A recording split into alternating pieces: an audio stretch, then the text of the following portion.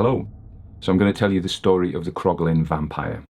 This is said to be the best documented, allegedly true story of a vampire in England. Of course, since that claim was made, there have been other vampire stories, such as the Keighley vampire and the Highgate vampire from the 1970s. But this does have a lot of detail to the story, so it is quite persuasive. The story first appears in a book by a man called Augustus Hare from 1890. The story is a biography called My Life, and it contains some sketches and pieces of folklore, and this is one of those pieces of folklore. So first of all, I need to tell you where Croglin is and describe the scene a little bit. So Croglin is a small hamlet, really, that lies on what we call the eastern fell side. It's on the edge of the River Eden's valley, where the land starts to slope up towards the Pennines, which is a range of hills that forms the backbone of England. Now, this part of the Pennines is the North Pennines, not far from the Scottish border, and it's pretty wild these days. It's covered in heather and round, trackless, boggy hills, which is a haven for wildlife because it is so remote. There are a string of villages along the eastern fellside, and Croglin is one of them. And as I say, it's pretty remote today. The story doesn't take place in the village. It takes place at a place called Croglin Low Hall. So if you go out of the village towards the west and you come to a crossroads and take the left, the first house you'll see, an old house, probably dating in its current form from the late 1600s, is Croglin High Hall, but that's not the one we're after.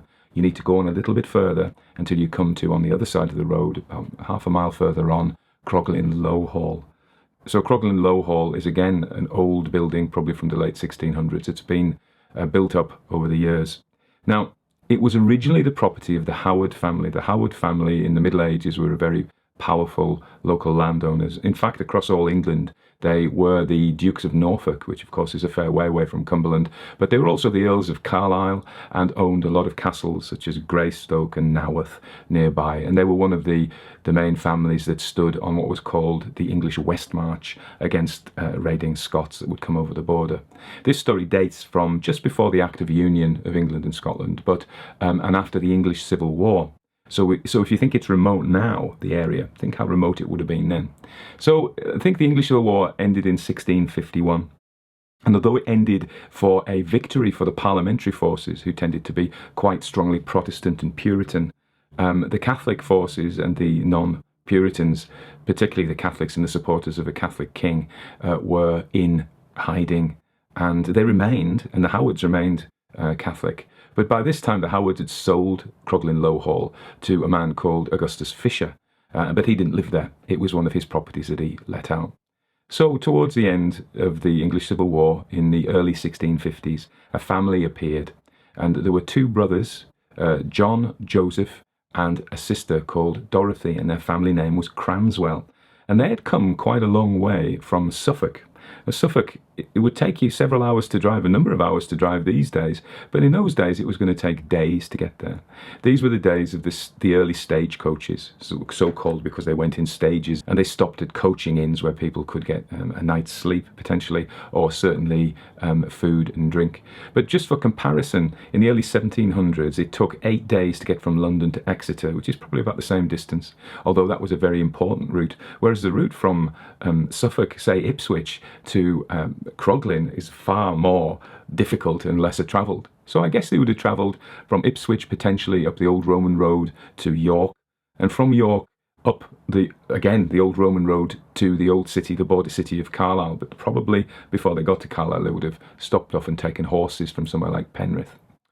In any event, the Cranswells took up their lodging at Croglin Low Hall in, say, around 1652. We don't know the exact date.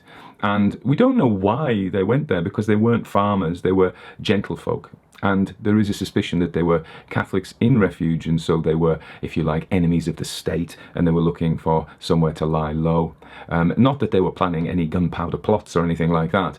It was merely because potentially their family in Suffolk had run foul of the authorities, and they were looking for somewhere to go. So the two brothers and the sister arrive at Croglin Low Hall, which is a remote place, as we've said, in the summer. And everything is fine. The local people were yeoman farmers. That area was known for a lack of nobility, and most of the people owned their own farms and made their living from the lands, probably going back to the Viking days, 600 years before they had lived, and they liked to be left alone and get on with their business. But they were a close-knit community, tended to be related to each other, and the Cranswells were a novelty in the area. They didn't mix much with the locals, but potentially they may have gone to the tavern in Croglin itself, into the inn in Croglin. I'm not sure it was an inn, I'm not sure it had bedrooms but for travellers, but potentially it was just a drinking place, and the local ale would have been brewed by the owner of the tavern. Anyway, I digress. So the Cranswells kept themselves to themselves. They were gentle folk, they had some money, they didn't farm the land, but they took walks, potentially they wrote, Dorothy embroidered, and anyway they seemed to settle down to the very rural, lonely life in Croglin by the eastern fellside. So the summer was pleasant, and then the autumn came, and then the winter came with the snows, and then they learned how remote Croglin was. The snows coming down from the Pennines. The place would be cut off for days, so you had to be self-sufficient, you had to have food in, you had to have firewood in, and but the loneliness didn't seem to bother them.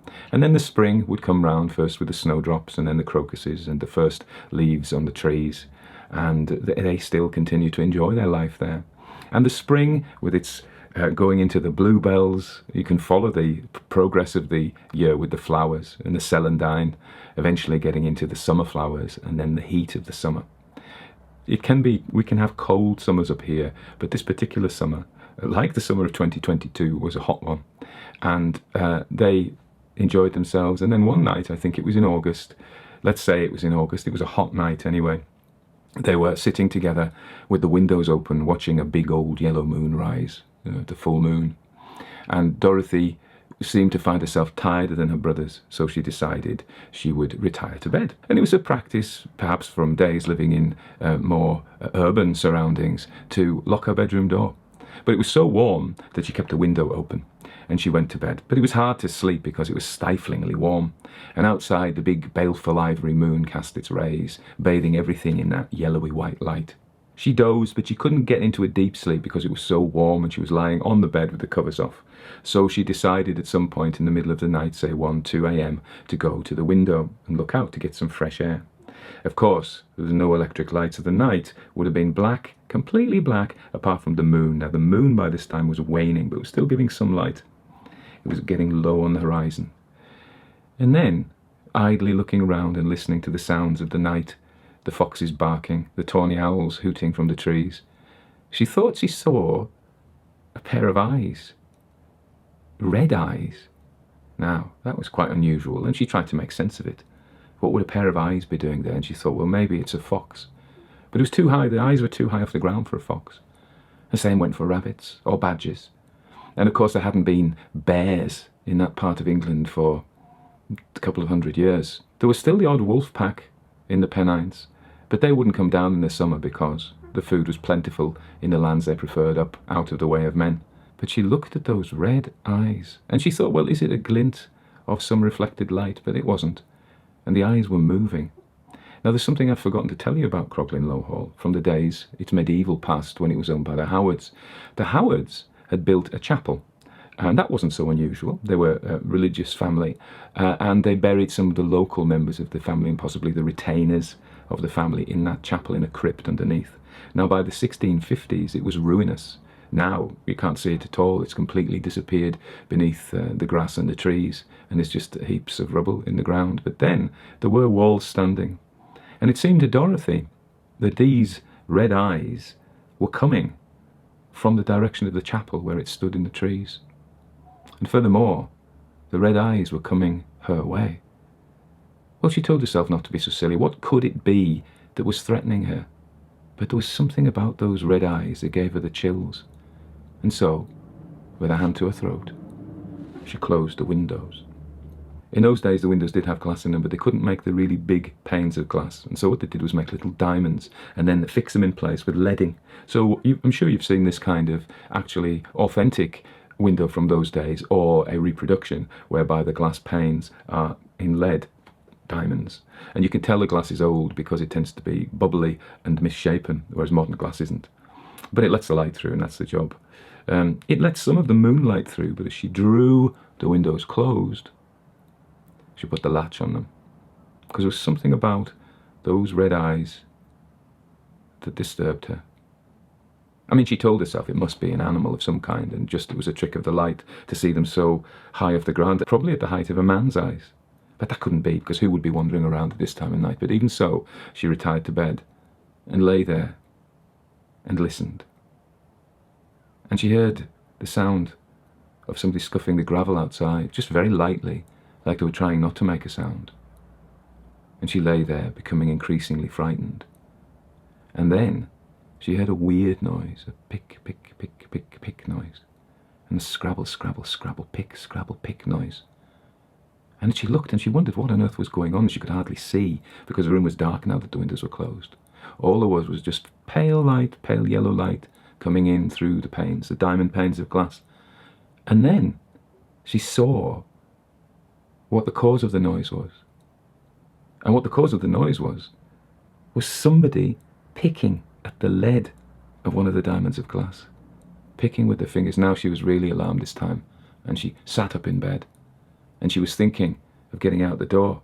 But it would mean going closer to the window to get to the door, and also the door was locked. She locked the door. And she watched in some terrified fascination as these long, bony fingers picked at the lead and freed the diamond of glass, which fell onto the gravel outside, pulled out by the bony fingers. And then once one diamond of glass was out, it was easy to get rid of the second, until there was a hole big enough for a bony hand to enter in. And this bony hand entered through the hole it had made and felt about like a big, dry spider. And she realized what it was looking for. It was looking for the latch. So the hand reached in, and she was petrified with fear, frozen with terror, so she couldn't move, a hand to her throat, shaking as the hand reached in and quickly grabbed a latch, pulled the latch, and pulled the window open. And then there was a shuffling, and a thing came in through the window, some shape scrabbling, some man-sized shape, pulling itself into the room and scuttling across the floor. And this time she screamed, and she ran to the door, pushing past this shape, but the shape was very strong and fastened onto her. She got to the door, but the door was locked. The key was in the lock, but she was so frightened she couldn't turn the key, and she screamed and screamed, but the thing, the bony, thin thing, the bony, thin, dry, skeletal thing of bones and dry flesh, grabbed onto her, pulled at her, and fastened on her neck, and bit with sharp, foul, yellow teeth, until a rivulet of blood ran down. And Dorothy screamed and screamed and screamed, and her brothers woke and came, ran, hammering, "Dorothy, what's the matter? What's the matter?" But she couldn't speak, because this thing was holding on to her, licking like some kind of bat at her throat. And she screamed, and she turned the key, and now the brothers are hammering on the door, and suddenly they push in, and seeing the brothers, the thing breaks free, and just as fast as it had come in, like some kind of vile, huge insect thing, it scrabbled its way out of the room, through the window it had come in, and scuttled away at great speed. Well, they ran to the window, the brothers ran, John and Joseph ran to the window to see, but of course, although there was some moonlight, it was hard to make out. It appeared to be going back towards the trees where the chapel was. But they lost it. Dorothy, as you can imagine, was in a terrible state, sobbing, shrieking, a hand to her throat, her fingers staunching the blood. I mean, she hadn't actually lost much blood, but the shock of it was terrifying. They stayed up with her all night, staying guard, but the thing didn't return. And then in the morning she was in such a state that John, the eldest of the brothers, said they had to leave. They couldn't stay here. How could they stay here when their sister had been attacked? And they tried to make sense of what was going on. This was in the days before the asylums, and what used to happen to people who were sadly insane would be that they would wander the countryside, begging and finding what animals they could to eat, eating carrion, whatever. But and they put it down to that it was an escaped lunatic, escaped from the towns and gone wandering in the summer, and had suddenly decided to break into their house. But whatever the cause of it, it was too traumatic for Dorothy to stay. So they decided to go to France. They had either friends, probably friends rather than relatives, or fellow followers of whatever particular Jacobite or Catholic rebellion they supported. and they made their way to France, and they stayed there. And they stayed there the rest of that summer and through the winter. And the way that their lease was organised with Mr. Fisher was that they were still paying it.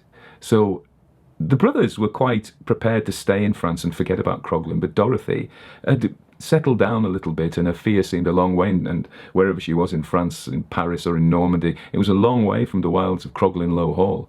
And so her courage returned, and she realised that it was a terrible waste of money for them to pay the rent from where they were staying in France, and also to be leasing out Croglin Low Hall, a place which they couldn't get out of the contract. And so she persuaded the brothers to return. They were in two minds. They didn't want to go somewhere where she was going to be terrified.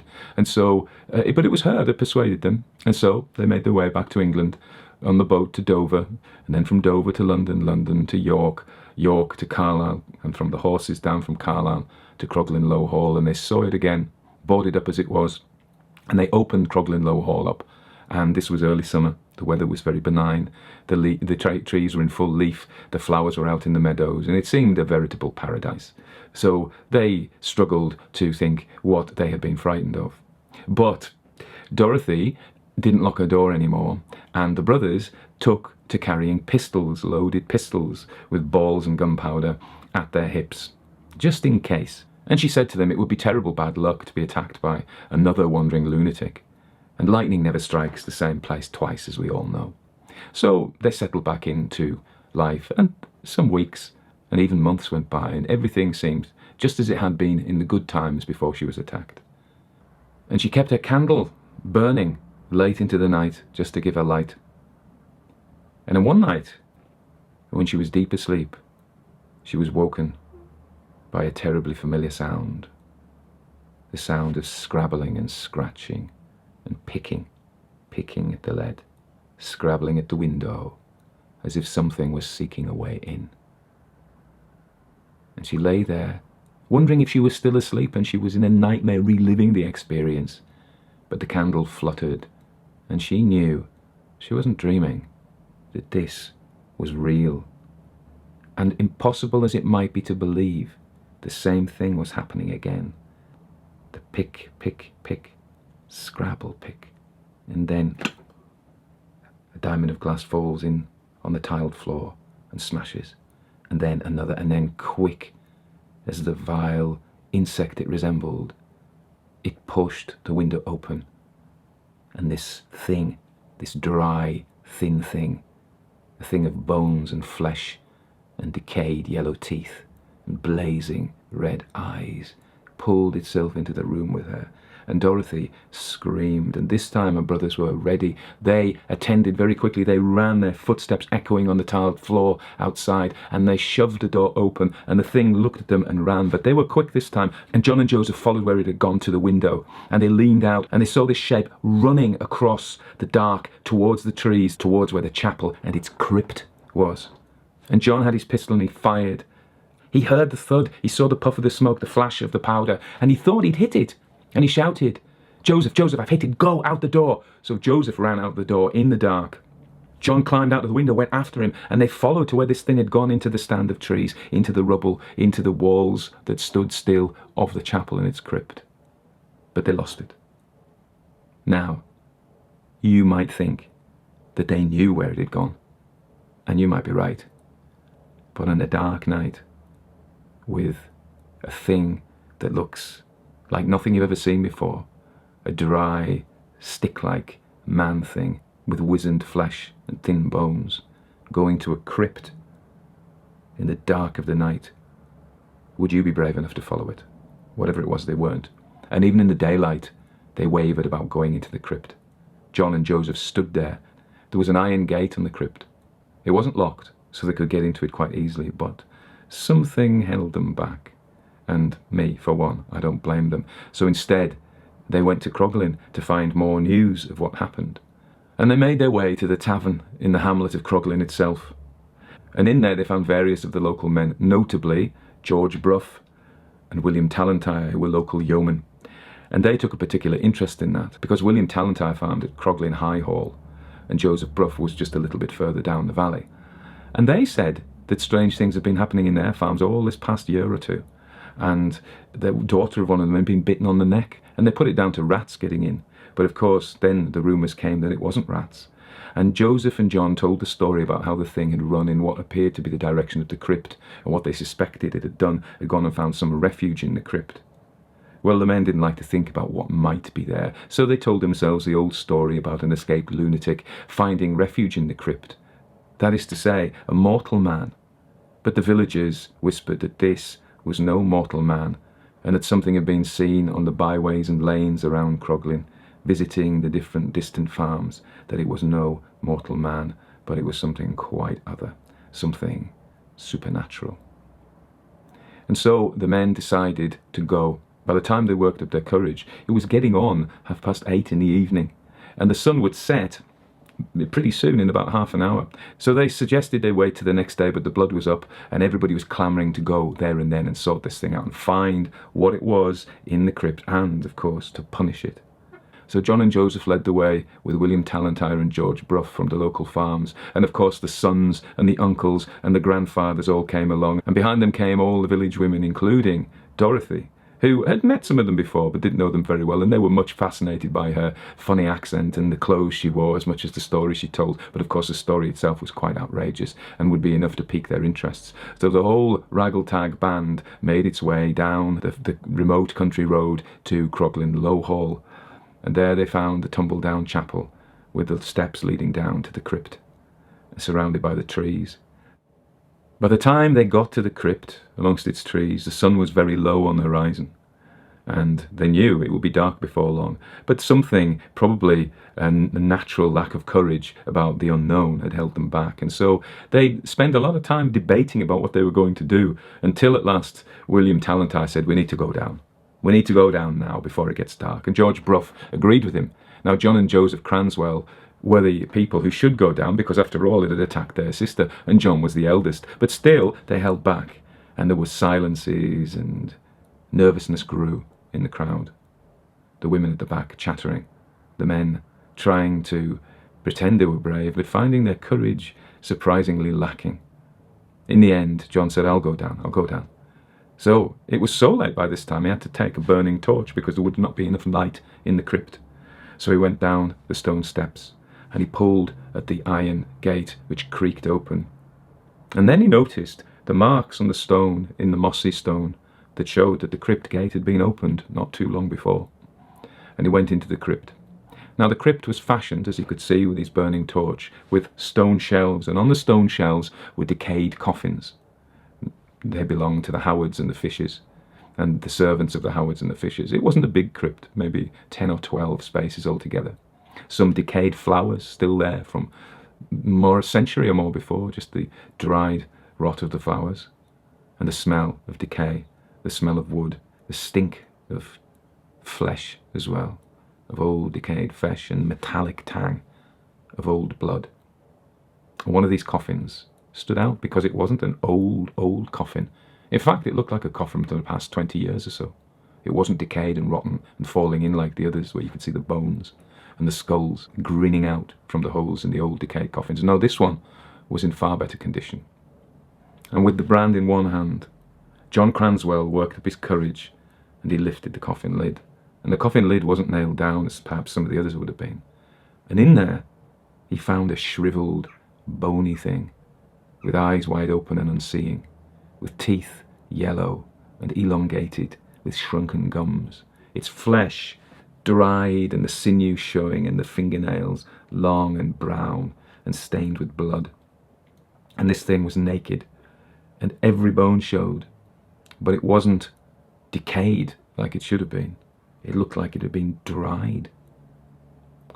And then he saw, in the leg, was a hole that hadn't bled, but in the hole he could see what appeared to be a pistol ball. And so it seemed to him that he'd found the culprit, and it also seemed to him that this was no escaped lunatic. This was no poor soul who'd come down here looking for whatever shelter he could find. This was something quite different. This was something that survived on blood. And who knows, it may have sucked the blood of chickens and rats, but it clearly preferred the blood of people. And it was this that had twice broken into their house, and it was this most likely that had been seen lurking in the dark on the lanes and lonely farmhouses around Croglin. And it was this that had come into his sister Dorothy's bedroom and tried to bite her and drink her blood. Well, John Cranswell was shocked, as you would imagine. The thing was not stirring. The thing appeared dead, but he knew enough of the superstition to believe that when the sun finally set and night came, that this thing would stir. And they knew that though it had run from them, it was immensely strong. And he suspected that it couldn't be killed with a pistol ball, but other, more potent ways would need to be found to get rid of this vampire. And so he went up and joined his brother. And there was William Tallentire and John Brough and the other local men. And he told them what he'd seen. And he invited them to go down and check if they didn't believe him. But none were brave enough to do that. And in the end, they decided that what they would do would be set fire to the chapel, set fire to the crypt.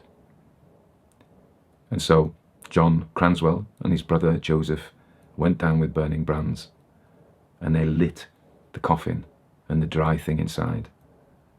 And it went up like tinder, and soon the crypt was full of dancing flames and smoke and the most appalling smell as the fire consumed this grinning thing with its long teeth.